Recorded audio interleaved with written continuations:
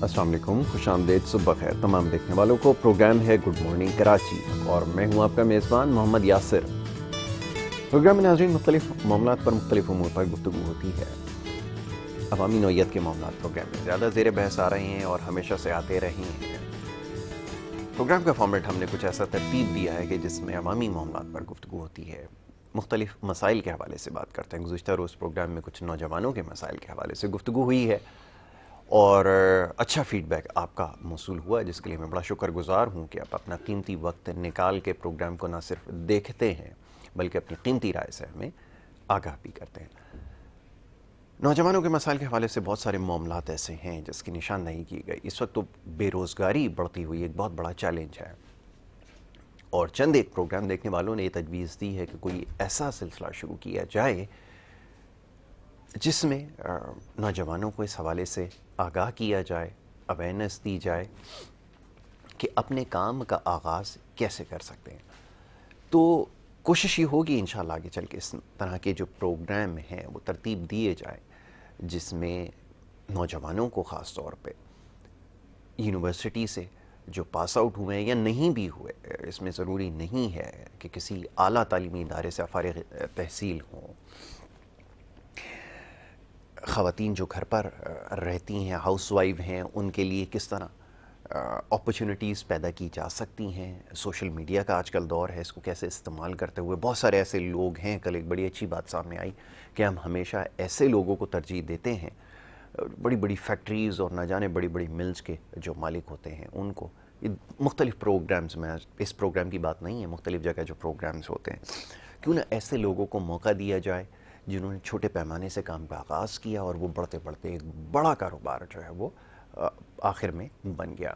ऐसी बहुत सारी मिसालें हमारे पास मौजूद हैं और क्या मुश्किलात उसमें आती रहीं, उनका किस तरह सामना किया, वो तमाम चीज़ें हैं जो अपने तजर्बात से लोगों को आगाह करें ताकि उससे लोगों को कुछ सीखने का मौका मिल सके। और ख़ास तौर पे जैसे मैं बात कर रहा हूँ नौजवानों की, तो उनके लिए बड़ा ज़रूरी है।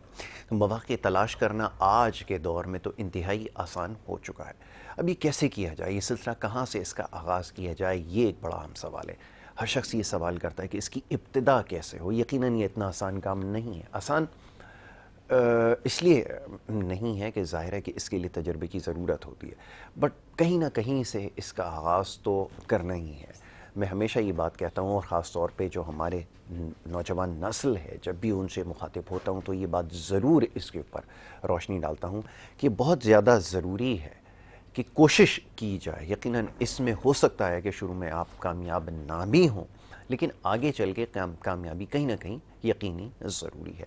और वो जो बीच में फ़िरहाल रुकावटें होंगी वो कोई ना कोई आपको सबक ज़रूर देकर जाएंगे और ये वो सबक हैं जो आपको किसी तालीमी इदारे के अंदर जो है वो पढ़ाया नहीं जा सकता। इसके बारे में आपको ख़बरदार ज़रूर किया जा सकता है कि इस तरह की मुश्किलात आगे आ सकती हैं, लेकिन जब तक आप वो नुकसान नहीं उठाएंगे तब तक आपको शायद वो तजर्बा हासिल नहीं होगा। इसलिए हम, क्योंकि बहुत सारे मुझ समेत ऐसे लोग हैं जो रिस्क लेने से, ख़तरात मोल लेने से घबराते हैं, तो इसको कैसे दूर किया जाए ये सबसे ज़्यादा ज़रूरी है। तो कोशिश करेंगे कि आगे चल के कोई ऐसा सिलसिला शुरू किया जाए कि इनको आने वाले जो ख़तरात या चैलेंजेस, जिसको आप कह लें, ख़तरात तो ज़रा मुनासिब नहीं होगा, लोग शायद इसकी वजह से भी किसी काम का आगाज़ ना करें।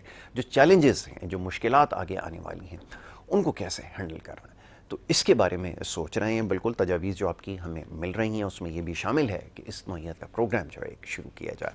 यकीनन इसके ऊपर बात होगी, दीगर जो अवामी मसाइल हैं उसके ऊपर बात होती रहती है सोशल मीडिया के ऊपर, क्योंकि ख़बरों का आजकल एक, आप समझ लें कि एक सैलाब है और इसमें जो ख़बरें होती हैं, अब उसके बारे में तफसीली बहस जो है वो होगी प्रोग्राम में। आगे चल के इस मौजू पर भी यकीनन बात की जाएगी कि आया कितनी दुरुस्त होती हैं, कितनी उसमें सदाकत होती है और फिर हमारा मेयार क्या है ख़बरों को जांचने का। ये वो तमाम चीज़ें हैं जिसके ऊपर आगे चल के इंशाल्लाह ज़रूर प्रोग्राम में गुफ्तगू करेंगे। बहरहाल इस वक्त जो है वो बात करनी है बहुत सारे मामलात पर। इस वक्त ख़ास तौर पर जो मौशी सूरत हाल है, इस हवाले से हमने गुफ्तगू करनी है और कुछ अहम मामलात हैं जो ज़ेर बहस आएंगे।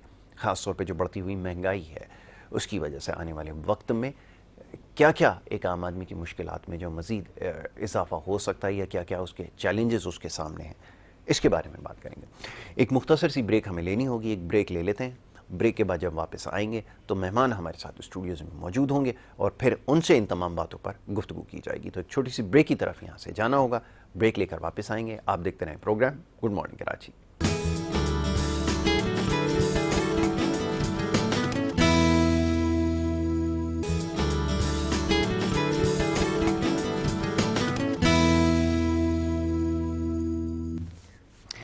پروگرام میں آپ کو ایک دفعہ پھر خوش آمدید. بریک پہ جانے سے پہلے اور پروگرام کے آغاز میں بات ہو رہی تھی کچھ پروگرام کے فارمیٹ کے مطابق, کچھ عوامی جو مسائل ہیں اس کے اوپر گفتگو کر رہے تھے, ان کے اوپر آگے چل کے یقیناً بات ہوگی. اب باتیں بہت ساری ہیں, مہمان ہمارے اسٹوڈیوز میں تشریف لا چکے ہیں, ہمارے بڑے خاص مہمان ہیں, بڑی اچھی گفتگو کرتے ہیں, بڑی سلجھی ہوئی گفتگو کرتے ہیں.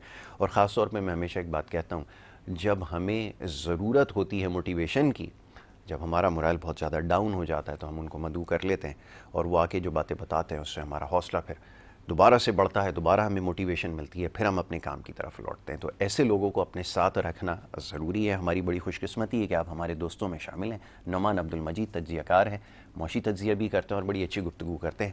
نعمان کو میں خوش آمدید. Noman thank you so very much. Noman, وہ گفتگو کا سلسلہ میرے خیال میں یہیں سے شروع کرتے ہیں جو دوران بریک ہوا ہے, اور یہ بڑے کام کی بات ہے. کسی بھی ملک کی جو معاشی پالیسی ہوتی ہے, انسان کے مزاج کو دیکھتے ہوئے, ان کے رویوں کو دیکھتے ہوئے اگر اس کو مرتب کیا جائے تو خیال یہ ہے کہ وہ زیادہ کارآمد ثابت ہو سکتی ہے. پہلے تو چاہوں گا ذرا اس بارے میں بات کریں. پھر ہمارا جو قومی مزاج ہے جس کے اوپر ابھی کچھ دیر پہلے بات ہو رہی تھی, دیر سے اٹھنا, رات گئے دیر جاگ کر کام کرنا یا دیگر مصروفیات میں وقت کا ضیاع کرنا, یہ کچھ مزاج بن چکا ہے. میرے یہ سوال اس لیے ذہن میں آیا ہے, میں سوچنے پہ مجبور تھا کہ جب یہ فیصلہ ہوا کہ 2 دن چھٹی دی جائے, 4 دن کام کیا جائے, تو کبھی یہ خیال آتا ہے کہ ہماری جیسی قوموں کو تو ضرورت ہے زیادہ کام کرنے کی. اگر ہمیں اس معاشی ریس میں آگے نکلنا ہے تو ہمیں زیادہ کام کرنے کی ضرورت ہے, لیکن صورتحال اس کے برعکس ہے. میں چاہوں گا یہاں سے ذرا گفتگو کا آج آغاز کریں. چلیں, بسم اللہ الرحمن الرحیم. دیکھیں, آپ نے جو بات کہی نا کہ قومی مزاج کے مطابق ہونی چاہیے, ہم اسے اکنامکس کی اگر زبان میں بھی کہیں نا تو ہر علاقے کے, ہر قوم کے, ہر جغرافیہ کے کچھ نیچرل فنڈامنٹلز ہیں. بالکل ٹھیک ہے. نیچرل فنڈامنٹل مثال کے طور پر یہ ویسے ہی ہے کہ جن ممالک میں تیل کی دولت ہے, اگر وہاں پہ وہ ایگریکلچر بیسڈ اکانومی کریٹ کرنے کی کوشش کریں تو کیا ہوگا, نتیجہ کچھ بھی نہیں نکلے گا. ٹھیک ہے نا, وہ لمیٹڈ بیسز کریں. انلیس آپ کو ایسا ملک ہو جو آپ نے اپنے ایگریکلچر کو اس مقام تک پہنچا دیا ہو, جیسے دنیا میں اس وقت جو سب سے نمبر 1 جس کنٹری کو کہا جاتا ہے وہ اسرائیل ہے, جس نے اپنا ڈیزرٹ ایگریکلچر میں اور واٹر مینجمنٹ میں کمال کر دیا. ٹھیک ہے, نمبر 1 ان دی ورلڈ. سملرلی اچھا, بالکل اسی طرح پاکستان کا جو نیچرل فوٹے ہے, یعنی ہماری اکانومی کا بنیادی اسٹرکچر ہے, کیونکہ ہم جو انڈس ویلی سویلائزیشن کا جو حصہ ہیں, یہ علاقہ صدیوں سے ایگریکلچر بیسڈ اکانومی رہا ہے, ایگریکلچر پہ رہا ہے. اب ایگریکلچر میں ظاہر ہے کہ صرف بنیادی کاشتکاری تو نہیں ہوتی نا. اب دنیا میں پچھلے 100-200 سالوں میں اگر تبدیلی آئی ہے تو ایک تو یہ ہوا ہے کہ ایگریکلچر اٹسیلف بہت سوفسٹیکیٹڈ ہو گیا ہے. بہت ساری جگہوں پہ ہم جو پانی استعمال کرتے ہیں اسے 90% پانی میں کم کام کیا جا سکتا ہے, فلڈ اریگیشن کی ضرورت ہی نہیں ہے. ٹھیک ہے نا, تو ایک تو ہمارے یہاں جو ایگریکلچر مینجمنٹ ہے اس کا سسٹم پورا خراب ہے, نمبر 1. دوسری چیز یہ ہے کہ آپ کے یہاں چونکہ اوور آل انفراسٹرکچر ٹھیک نہیں ہے تو آپ کی ایگری کی ویسٹیج بہت زیادہ ہے, اس پہ میں ابھی تھوڑا تفصیل سے بات کرتا ہوں ابھی. ٹھیک ہے نا, نمبر 2 چیز ہو گئی. اور تیسری چیز یہ ہے کہ آپ کے ایگری کی پروسیسنگ نہیں ہے, آپ کے پاس ایگری کی جو فوڈ پروسیسنگ ہے کہ آپ نے ایگرو بیس انڈسٹریز کو ڈیولپ ہی نہیں کیا. ٹھیک ہے نا, آپ جو ہے وہ دودھ پیدا کرنے والا چوتھا بڑا ملک ہے دنیا کا. ٹھیک ہے, جس کوالٹی میں بھی کرتے ہیں اس میں آپ پتہ نہیں کیا کچھ ملا دیتے ہیں, لیکن بہرحال ہے چوتھا بڑا ملک دنیا دودھ پروڈیوس کرنے والا, چوتھا یا 5واں. لیکن آپ کی چیز ہی نہیں بنتی, مقامی چیز بنتی چیز ہی نہیں ہے, آپ کی چیز ہی نہیں ہے. آپ کو بٹر کی بھی کیا لمیٹڈ سی ویرائٹیز ہیں آپ کے پاس, لیکن وہ بھی بہت ہی بیکار کوالٹی کے لوکل جو بنتا ہے مناسب مطلب میکسیمم. تو بات یہ ہے کہ یہ ہوتی ہیں کہ جب آپ نے کہا نا کہ معاشی رویے جو قومی نیچرل فنڈامنٹلز ہیں اس کی بنیاد پہ جب اکنامک پلاننگ کی جاتی ہے نا تو اس طریقے سے آپ جو ہے پھر آپ اس قسم کی پالیسیز بناتے ہیں کہ ہماری کوڈ اسٹرینتھ کیا ہے. پاکستان کا بنیادی مسئلہ آپ کیا ہے, مہنگائی کی وجہ یہ ہے کہ we are import base economy. آپ دنیا تمام ضروریات زندگی کو امپورٹ کر رہے ہوتے ہیں. ٹھیک ہے نا, آپ یہ امپورٹ کرنا چھوڑ دیں, کرنٹ اکاؤنٹ ڈیفیسٹ آپ کا کنٹرول میں آئے گا, آٹومیٹکلی مہنگائی بھی کم ہوگی, باقی چیزیں بھی کم ہوں گی. ٹھیک ہے نا, اب انرجی کرائسس کی آپ بات کر لیں, اب ہونا یہ چاہیے کہ ہماری یہاں پوری جو اکنامک پالیسی پچھلے 40 سالوں میں بنی ہے, جو ہماری انرجی پالیسی وہ امپورٹڈ فیول بیس بنی ہے, اس کے جو بھی وجہ لوگوں کے کھانچے تھے اس کے اندر, یہ جو بھی تھے جس بھی وجہ سے بنائی گئی, ٹھیک ہے نا, یا لوگوں میں عقل نہیں تھی, ہمارے پالیسی میکرز میں ہونا یہ چاہتا کہ آلٹرنیٹیو کے بیس پہ ہونی چاہیے تھی, ہم نے ڈیم نہیں بنایا. اب آپ نے کہا نا معاشی قومی جو ہماری قومی اسٹرینتھ کیا ہے, ہمارے پاس پانی ہے, ٹھیک ہے نا, جس کا بے شمار حصہ ہم سمندر میں ڈال دیتے ہیں. اگر یہ ڈیم بن گئے ہوتے تو آٹومیٹکلی آپ کا بجلی کا مسئلہ بھی حل ہو گیا ہوتا, پانی کا آپ کا بجلی کا مسئلہ بھی حل ہو جاتا, پینے کا پانی کا مسئلہ بھی حل ہو جاتا, اور ایگری کا مسئلہ بھی حل ہو جاتا. آپ نے ڈیم ہی نہیں بنایا. اچھا اگر بے تحاشا سن لائٹ ہے, ٹھیک ہے نا, آپ ان کنٹریز کو دیکھیں, جاپان کو, اٹلی کو, انڈیا کو, چائنا کو, ان لوگوں نے جتنی ہماری ٹوٹل انسٹال کیپیسٹی اس سے زیادہ تو انہوں نے وہ لگا لیا ہے, کیا نام ہے, سولر ونڈ لگایا ہوا ہے, ٹھیک ہے نا. ہم نے سولر پہ کچھ انویسٹ ہی نہیں کیا, ٹھیک ہے نا. ہمارے پاس ہمارا صرف جو ونڈ کا کوریڈور ہے غالباً 40,000 میگا واٹ کی اس کی کیپیسٹی ہے, ہم نے اب تک جو لگایا ہے 1200 لگایا, کچھ لگایا ہے. تو بھائی یہ جو ہوتے ہیں نا کہ یہ آپ کے نیچرل فنڈامنٹلز ہیں. تو پاکستان کی اکانومی کو ٹھیک کرنے کے لیے کوئی ایسی راکٹ سائنس نہیں, جو آپ کی وہ چیزیں جو اللہ تعالیٰ نے آپ کو دی ہوئی ہیں بحیثیت قوم کے, اس کو استعمال کریں. ہماری اسٹرینتھ لائے کہاں کرتی ہے کہ جو ہیومن کیپٹل ہے یہ ہماری اسٹرینتھ ہے, یا ہمارے جو ریسورسز ہیں, یہ جو ایگریکلچرل لینڈ ہے, یہ جو منرلز ہیں مائن سے نکالے جا رہے ہیں, یہ ہے. اس کو چاہوں گا ذرا ایکسپلین کریں. دیکھیں دونوں چیزیں ہیں. جی دیکھیں بات یہ ہے کہ آج سے کچھ عرصہ پہلے ایک اسٹڈی آئی تھی, کرسچین ایڈ ایک آرگنائزیشن اس کی آئی تھی, جس میں یا چند سالوں پہلے کی بات ہے, جس وقت دنیا کی آبادی 6 ارب تھی.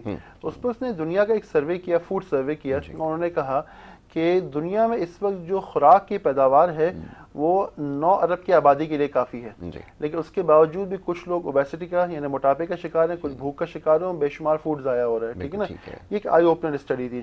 اس کا مطلب یہ ہے کہ آپ کے ملک, آپ کے اللہ تعالیٰ نے جو سسٹم بنائے ہیں, وسائل موجود ہیں, لیکن وسائل کی یوٹیلائزیشن جو انسانوں نے کرنی ہے وہ یوٹیلائزیشن صحیح نہیں ہو رہی.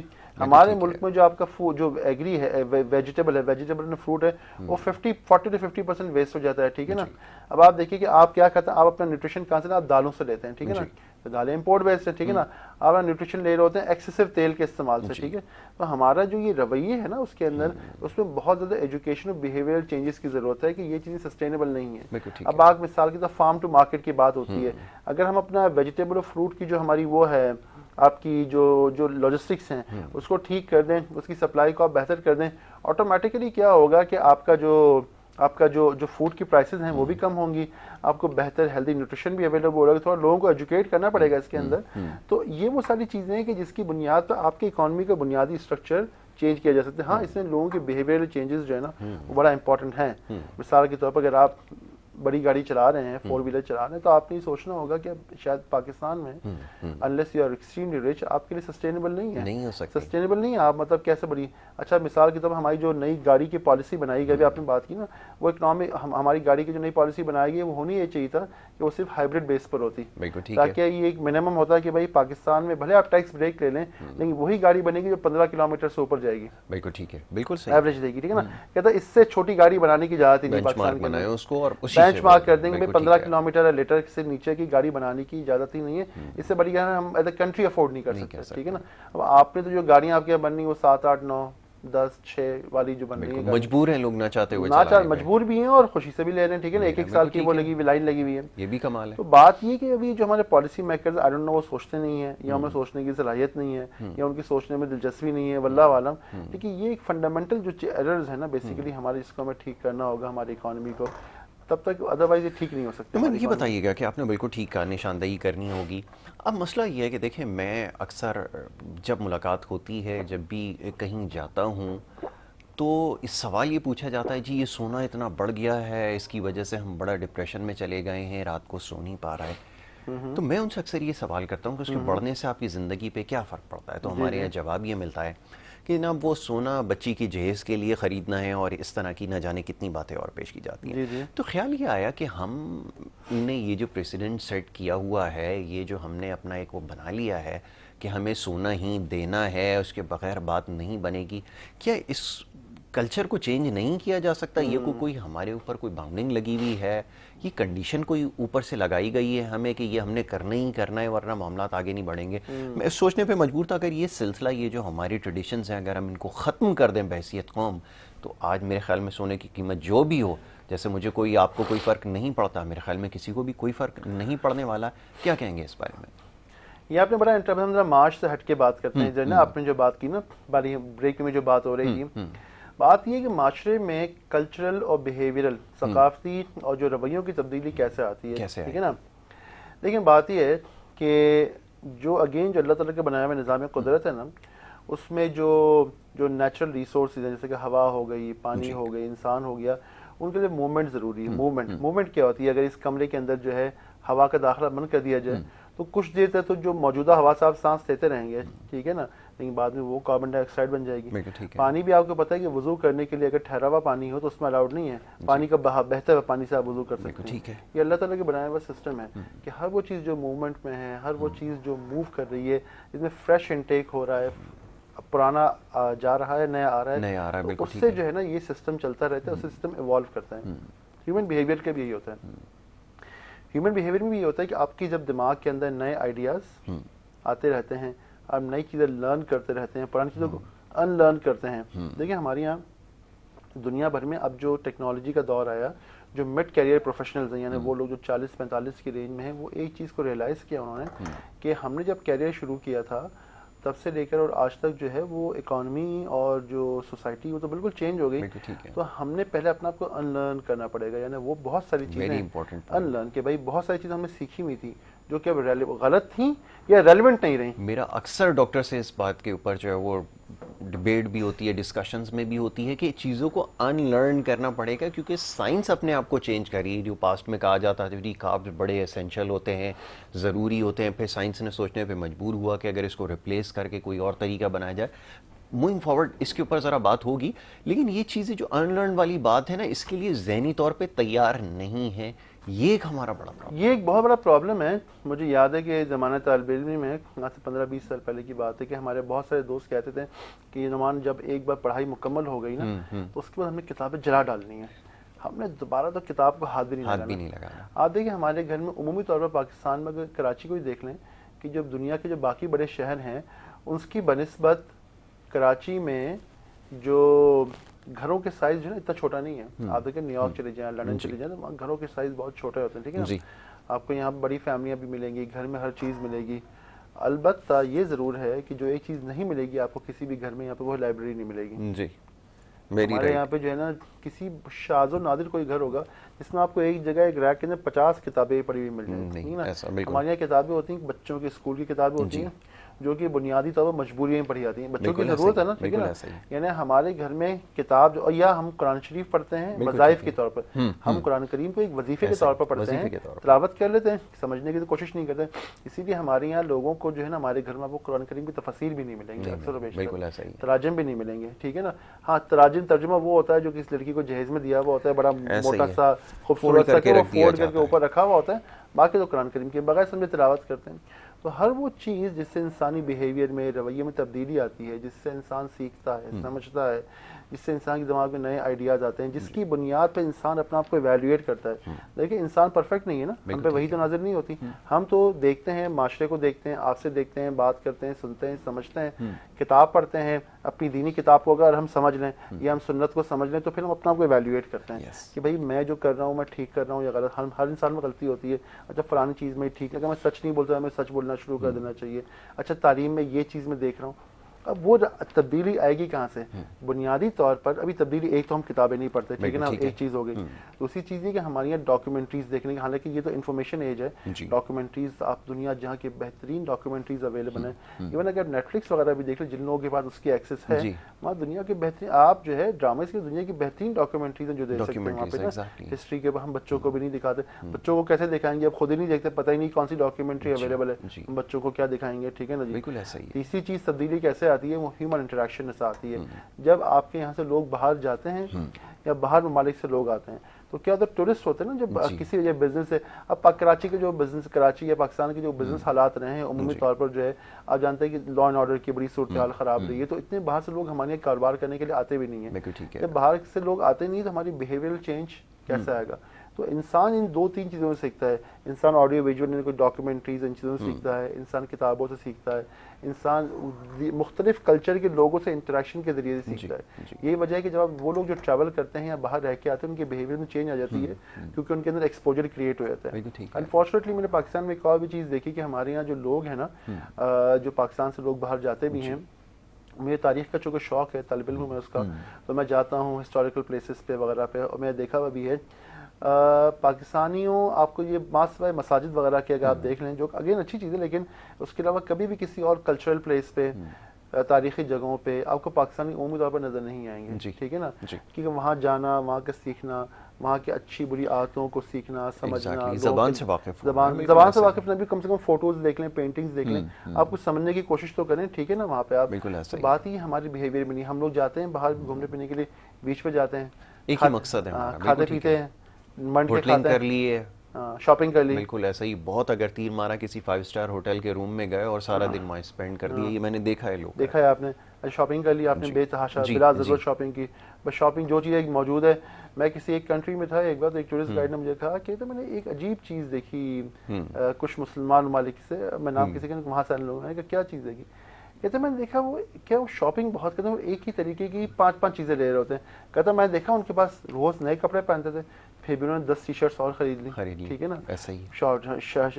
تو کہا یہ مجھے سمجھ میں نہیں آئی کہ جو چیزیں آپ کے پاس موجود ہیں آپ اور ویسی ہی مزید چیزیں آپ کیوں جمع کیے جا رہے ہیں. Very important point. نعمان گفتگو جاری رکھتے ہیں، بڑی انٹرسٹنگ ڈسکشن ہے. ایک بریک کے لیے کہا جا رہا ہے، ایک چھوٹی سی بریک یہاں پر ہمیں لینی ہوگی، اور بریک کے بعد جب واپس آئیں گے تو نعمان عبدالمجید صاحب سے مزید اور کچھ معاملات ہیں جس پہ گفتگو کی جائے گی. آپ دیکھتے رہیے پروگرام گڈ مارننگ کراچی.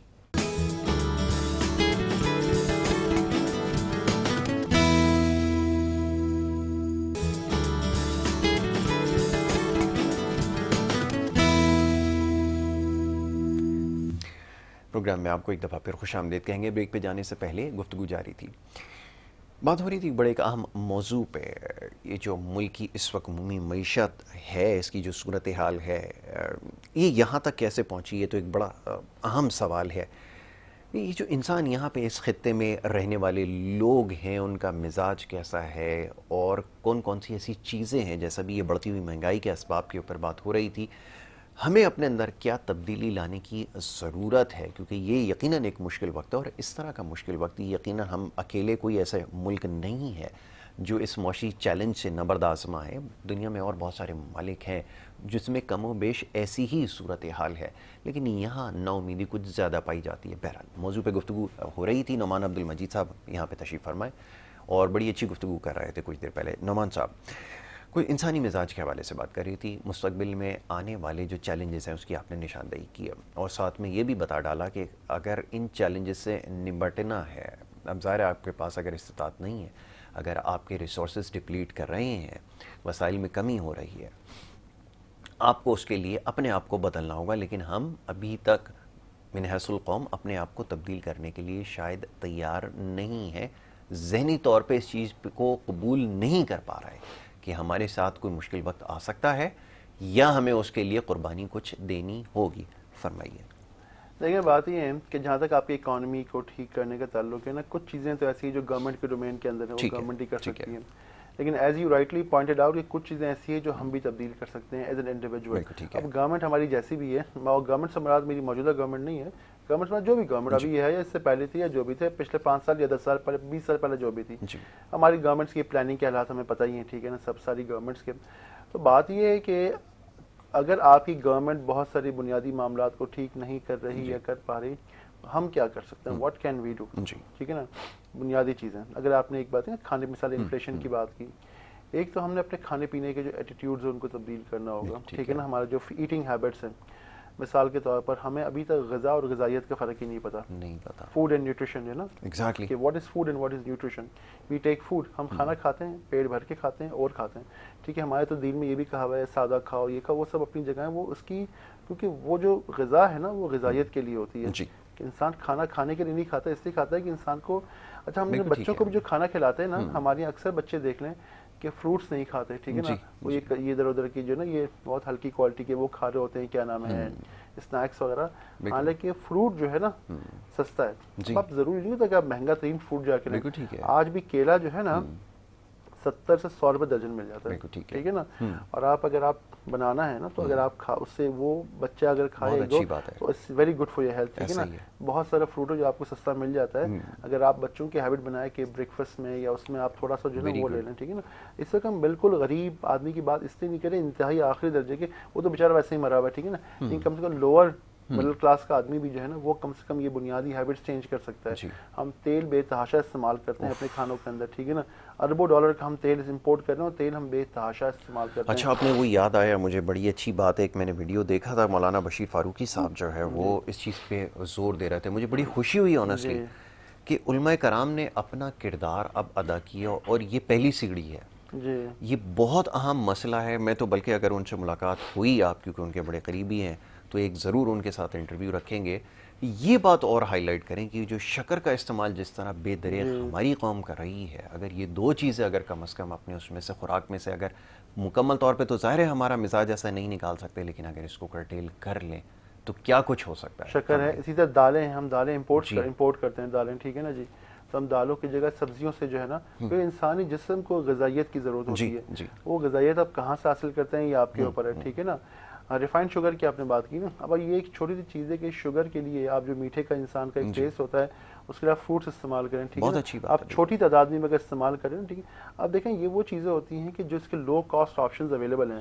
میں نے کہا آپ کو فروٹ کی مثال دی نا, کہ ایک طرف فروٹ میں کیلا بھی, ایک چیری بھی ملتی ہے نا, تو آپ کو 1000 روپے کلو والا فروٹ کھانے کی ضرورت نہیں ہے. جو 100 روپے درجن والا فروٹ جو ہے نا, اس سے بھی آپ اپنا کام چلا سکتے ہیں, ٹھیک ہے نا. میرا بڑا ایک بار انٹرسٹنگ واقعہ ہوا, میں ایک بار ایک ایئرپورٹ پہ بیٹھا ہوا تھا, تو ایک پاکستان کا ایئرپورٹ سے ایک صاحب آئے, میں نے کہا آپ کے یہاں کچھ بات چیت لگی, آپ جانتے ہیں میرے آتے لوگوں سے گپ شپ لگانے کی, میں کہا کچھ طبیعت ٹھیک نہیں لگ رہی, کہتا ہاں نواز صاحب میں جو ہے نا ذرا سا آئی ایم ناٹ ویل. میں نے کہا کیا ہے, کہتا ہاں میں باہر سے رہتا ہوں, میں لاہور سے باہر سے آتا ہوں, میں یہاں کام وام کرتا ہوں, تو مجھے کھانا ایٹنگ آؤٹ بہت زیادہ کرنا پڑتا ہے, تو کانسٹنٹ ایٹنگ آؤٹ کی وجہ سے میرے حالات خراب ہیں. تو میں نے کہا کہتا پیسے بھی دیکھیں 150-200 روپے نکل جائیں. تو میں نے کہا میں ابھی لہابی میں, کہ میں نے کہا فروٹس وغیرہ نہیں کھا لیتے ایک آدھ وقت, آپ بجائے کہ 3 ٹائمز آپ باہر کھانا کھائیں. کہتے صاحب آپ کیسی بات کریں, غریب آدمی کہاں سے فروٹ کھائے گا. تو میں نے کہا میں تو ابھی آ رہا تھا ایئرپورٹ جب, تو میں نے وہ ٹھیلوں پہ اس وقت ایپل, میں نے کہا 80 روپے کلو ایپل تھا, اور کوئی ایسے ہی کوئی درجن کیلے تھے, اور میں نے کہا اگر آپ ایک ایپل 2 کیلے آپ کھا لیں تو نا آپ کا پیٹ بھی بھر جاتا ہے, اور صحت کے لیے بہت اچھا ہے, آپ کا یہ ہاضمہ سب بالکل سیٹ رہتا ہے. اور میں نے کہا آپ نے جو مجھے کاسٹ بتائی کھانے کی کہ آپ 150-200 روپے جو آپ خرچ کر رہے ہیں, صحیح ہے نا, تو میں نے کہا یہ تو آپ کا جو ہے کوئی 50 روپے میں کام ہو جائے گا. اور میں نے کہا صحت کے لیے بھی اچھا ہے, ویسے بھی باہر کا کھانا کھانا بس سے معیار نہیں ہوتا, اور پھر اس میں اتنا پیسہ خرچ ہے. میں تو کہا آپ کی صحت خراب ہو رہی ہے.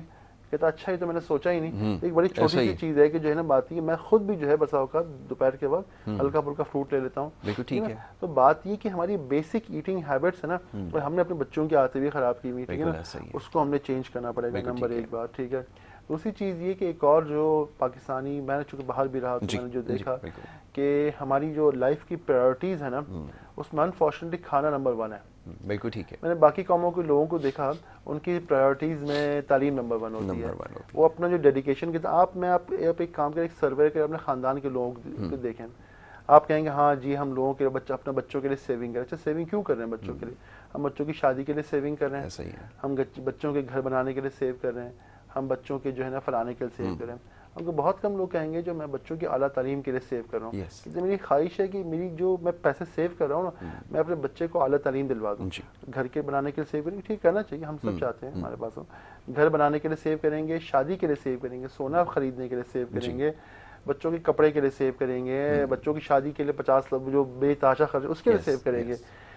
ٹھیک ہے, اعلیٰ تعلیم کے لیے آپ کو لوگ سیو کرتے ہیں. اعلیٰ تعلیم کا یہ کہ ہاں بھائی جب دیکھا جائے گا, اور لڑکیوں کو تو ویسے بھی اعلیٰ تعلیم کو ہم پلان کرتے ہی نہیں کہ ان کو دینی ہے, ان کو بھی اعلیٰ تعلیم دلوانی ہے, تو اس کے لیے ہم سیو نہیں کرتے, اس کے لیے ہم پلان نہیں کرتے, ٹھیک ہے نا. تو بحیثیت قوم جو ہمارا نمبر 1 ایک مسئلہ ہے نا کہ تعلیم ہماری پرائیورٹی لسٹ میں ہے ہی نہیں. ہم کہتے ہیں ہماری گورنمنٹ کی پرائیورٹی لسٹ میں نہیں ہے, ہمارے انڈیویجولس کی. اب تو خیر شہری علاقوں میں کلچرز کچھ چینج ہوئے ہیں, ورنہ آپ تھوڑے سے سیمی اربن میں چلے جائیں, چھوٹے شہروں میں چلے جائیں, وہاں پہ آج بھی لوگ کہتے ہیں ٹھیک ہے کیا ضرورت ہے پڑھنے کی, بھائی یہ ایگریکلچر ہے, زمین ہے ہمارے پاس, ہمیں کیا ضرورت پڑی بچے ہیں. ان کے لیے یہ نہیں ہے کہ بچہ پڑھ کے ایگریکلچر بہتر کرے گا, کیونکہ پڑھ کے نوکری کرنی ہے.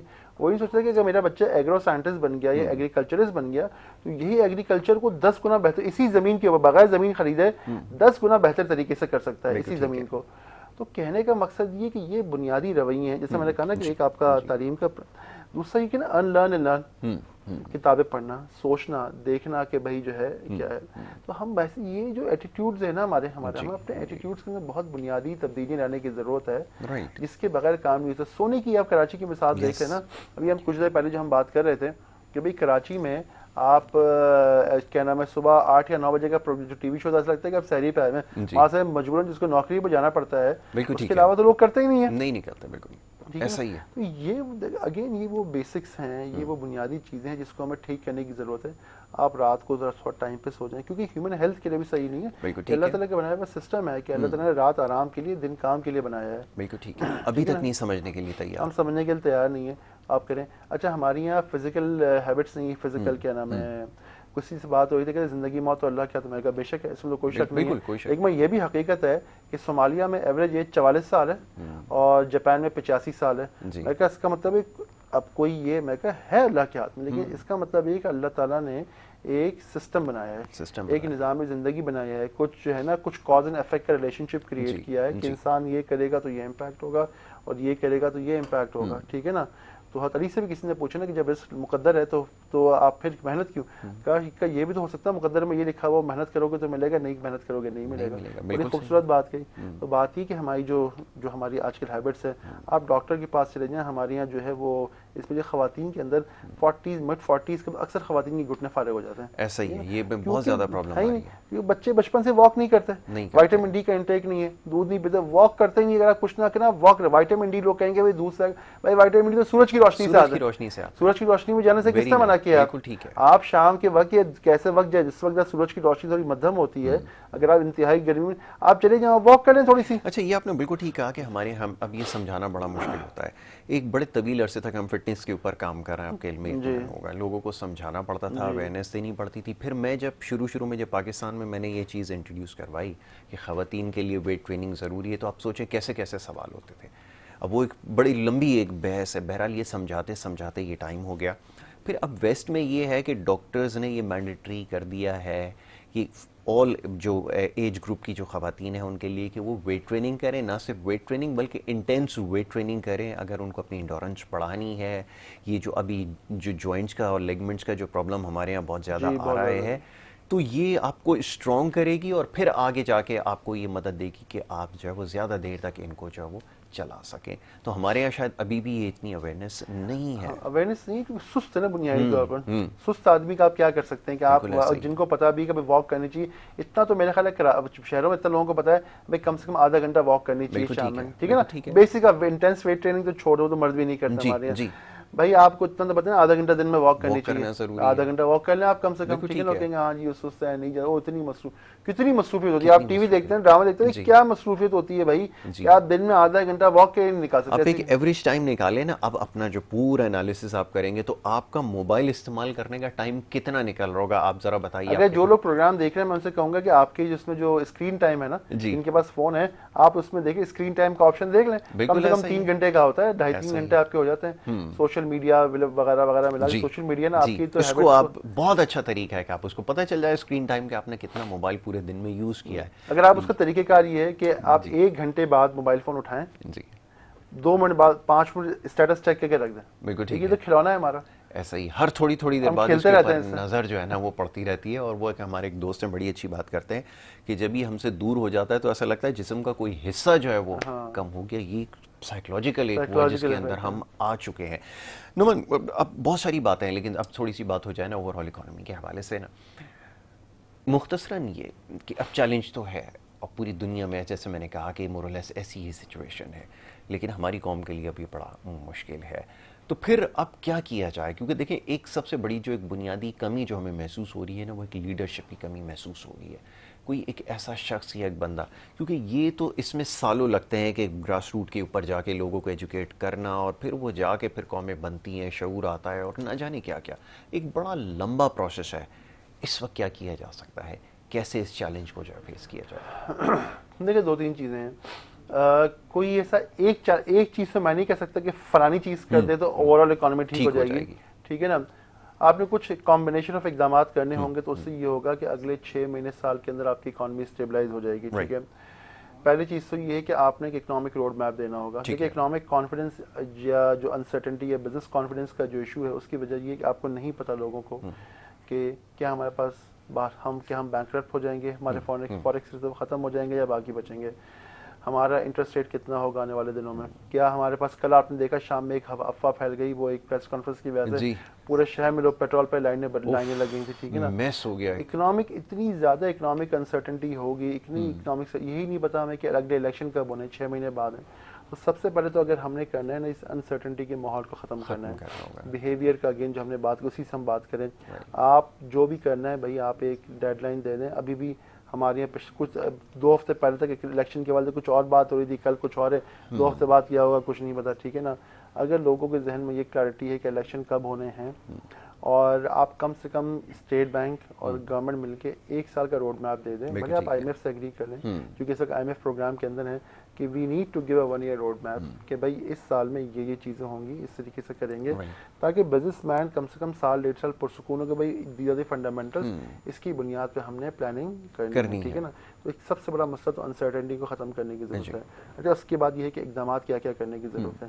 اب اس کی تھوڑی اگر ٹیکنیکل ڈیٹیل میں اگر آپ جائیں گے تو یہ ہوگا کہ اس وقت ہمارے یہاں یہ ہو رہا ہے کہ چونکہ ہم آئی ایم ایف پروگرام کے انڈر ہیں, تو ہماری وہ کہہ رہے ہیں کہ گروتھ کو سلو کریں, اور آپ جو ہے گروتھ کو سلو کریں تاکہ آپ کی امپورٹ ڈیپینڈنس کم ہو کرنٹ اکاؤنٹ پہ جو بھی امپیکٹ وغیرہ ہے. دیکھیں کرنٹ اکاؤنٹ آپ کا ایسے ہی ٹھیک نہیں ہوگا. کرنٹ اکاؤنٹ کو صحیح کرنے کے لیے آپ نے اسپیسیفک انٹرونشنس کرنی پڑیں گی. ایک ہوتی ہے انڈائریکٹ انٹرونشن ہوتی ہے, ایک ڈائریکٹ انٹرونشن ہوتی ہے.